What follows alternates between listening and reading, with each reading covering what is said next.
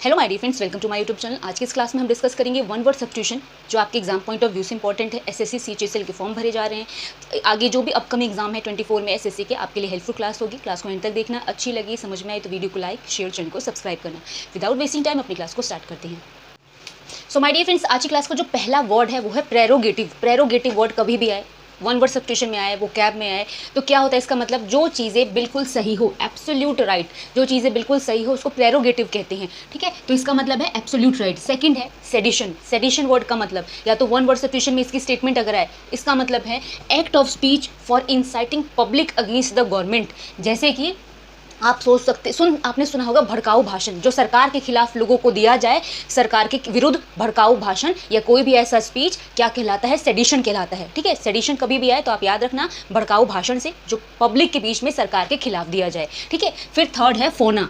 Flora and fauna, ये दो term आप अगर साइंस में पढ़ा होगा आपने तो आपको याद होगा। फ्लोरा क्या होता है? फ्लोरा होता है वनस्पति, किसी भी एक रीजन की, किसी भी एक क्षेत्र की जो वहाँ पर की वनस्पति होती है वो फ्लोरा कहलाती है। और फोना होता है एनिमल ऑफ सर्टेन रीजन, जैसे कुछ जानवर ऐसे होते हैं जो वहीं पर पाए जाते हैं। ठीक है, किसी, जैसे आपने सुना ना साउथ अफ्रीका के लॉयन है या यहाँ का ये है, तो किसी भी पर्टिकुलर प्लेस का जो जानवर है वो क्या कहलाता है?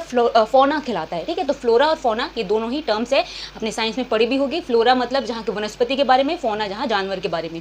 ठीक है, नेक्स्ट है एफिमेरल। एफिमेरल का मतलब होता है क्षणिक जो चीज़ें होती है, जो चीज़ें ज़्यादा लंबे चलने वाली नहीं होती, टेम्पररी होती है, शॉर्ट लिव्ड होती है। तो एफिमेरल का मतलब है ऑफ वेरी शॉर्ट पीरियड और ड्यूरेशन, यानी मतलब कम समय के लिए होने वाली चीज़ें एफिमेरल कहलाती है। नेक्स्ट है पायरोटेक्निक्स। पायरोटेक्निक का मतलब होता है आर्ट ऑफ मेकिंग फायरवर्क।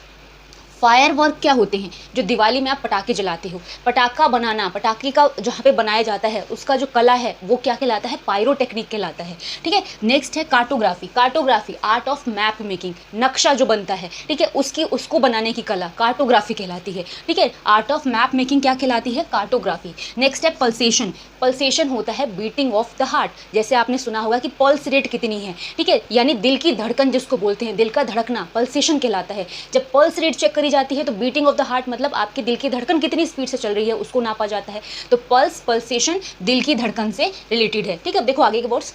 तो my dear friends, next word है इंसाइनिया। इंसाइनिया वर्ड का मतलब होता है बैज या तो distinguishing mark of an office. जैसे दिल्ली पुलिस है, दिल्ली पुलिस में जो काम करता है, दिल्ली पुलिस का एक लोगो है, उसके मतलब जो भी एम्प्लॉय है उसके कपड़े पर या उसके मतलब यूनिफॉर्म पर वो होता है लगा हुआ, तो कोई भी समझ आएगा कि ये दिल्ली पुलिस का है, जिसको हम बैज कहते हैं। हिंदी में कहते हैं किसी भी ऑफिस का बिल्ला। ठीक है, या तो कह सकते हो जो ऐसा कोई भी मार्क जो उस ऑफिस के बारे में लिखा हो, जो कपड़े पे यूनिफॉर्म पे लगाया जाए, क्या कहलाता है? इंसाइनिया, जिसको बैज कहते हैं इंग्लिश में। ठीक है, अब नेक्स्ट वर्ड है बैरिक्स। बैरिक्स कौन सी जगह है? बैरिक वो जगह है जहाँ सैनिक रहते हैं। Place where soldiers are live, वो क्या कहलाता है? बैरिक कहलाता है। ठीक है, तो प्लेस जहाँ पर सोल्जर रहे वो बैरिक है। नेक्स्ट है हैमलेट। हैमलेट वर्ड मतलब है clusters of houses in a village. अब आपने गांव में देखा होगा कि कहीं कहीं पर बिल्कुल खाली जगह होती है और कहीं कहीं पर थोड़े से में बहुत सारे घर बने होते हैं। तो गांव में ऐसी जगह जहां पर छोटे छोटे घरों का एक झुंड रहता हो या छोटे छोटा घर हो, एक समूह हो, उसको क्लस्टर कहते हैं।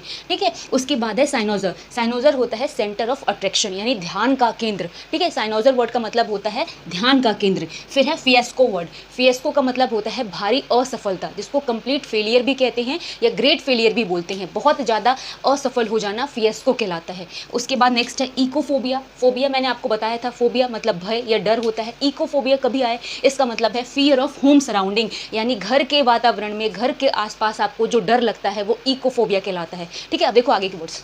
सो my dear friends, next word है बिब्लियोफोबिया। बिब्लियोफोबिया कभी भी आए, इसका मतलब क्या होता है? फियर ऑफ बुक्स, किताबों से डर लगना। जैसे होता है ना कि आपने कोई किताब देखी, आपको एकदम से डर लग गया, अरे मैं इसको कैसे पढ़ूंगा, इसको कैसे याद करूंगा, तो फियर ऑफ बुक्स क्या कहलाता है? बिब्लियोफोबिया कहलाता है। नेक्स्ट है ग्रीनरी। ग्रीनरी होता है हाउस फॉर स्टोरिंग ग्रेन्स। जैसे कि आपने घरों में देखा होगा एक कमरा दिया जाता है, या फिर गाँव में आपने देखा होगा जिसके अंदर अनाज भर दिया जाता है, तो जो अनाज का कमरा होता है उसे हम ग्रीनरी कहते हैं। ठीक है, नेक्स्ट है इंसोम्निया। इंसोम्निया मतलब इनएबिलिटी टू फॉल अस्लीप, जिसको हम बोलते हैं नींद ना आना। ठीक है, ठीक है, कितना भी आप कोशिश करो पर आपको नींद ना आए। इनएबिलिटी टू फॉल स्लीप का मतलब इनसोम्निया होता है। नेक्स्ट है theist, one who believes in God, वो व्यक्ति जो भगवान में विश्वास रखे वो थीस्ट कहलाते हैं। और एथिस्ट वो होते हैं one who does not believe in existence of God, ठीक है, जो भगवान के होने में या भगवान के अस्तित्व में विश्वास नहीं करते, जिसको हम नास्तिक कहते हैं।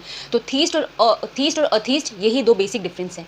नेक्स्ट है वोयज, जर्नी बाय वाटर और सी। जैसे आपने सुना होगा पहले के ज़माने में समुद्री यात्रा करी जाती थी, पानी द्वारा, पानी के जहाज़ द्वारा एक देश से दूसरे देश में जाया जाता था। तो वो जो यात्रा होती थी, जो नदी या फिर समुद्री यात्रा या पानी से जो जाया जाता था उस शिप के माध्यम से, उसको हम क्या कहते थे, वोयज कहते थे, ठीक है। नेक्स्ट है omniscient, one who knows everything, जिसको सर्वज्ञाता कहते हैं।